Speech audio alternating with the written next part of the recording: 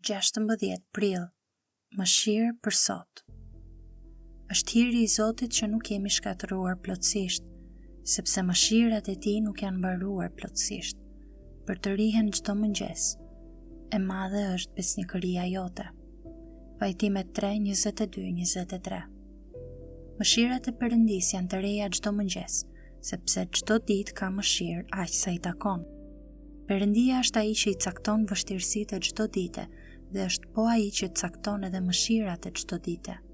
Këto gjëra janë caktuar në mënyrë të përsosur në jetën e fëmijëve të Tij.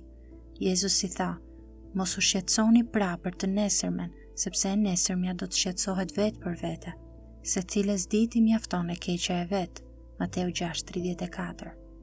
Çdo ditë ka mundimet e saj, çdo ditë ka mëshirat e saj dhe secila prej tyre është e re çdo mëngjes.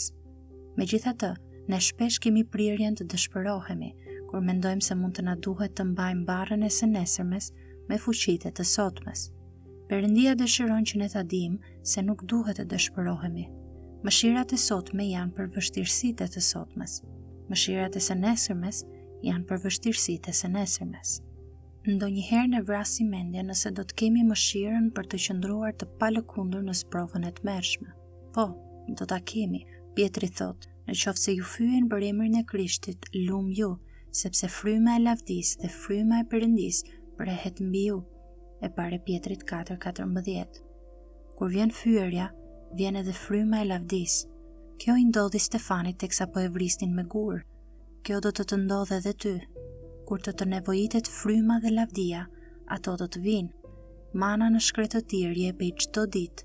Ajo nuk mund të ruhej. Kështu edhe ne duhet varemi në mëshirën e Perëndisë. Ti nuk e merr sot forcën për të mbajtur barrët e së nesërmes. Sot të jepet mëshirë për vështirësitë e të sotmes. Nesër, mëshirat do të jenë të reja. Besnik është Perëndia nga i cili u thirrët në bashkësinë e birit të Tij, Jezu Krishtit, Zotit ton. E pare Korintasve 1:9.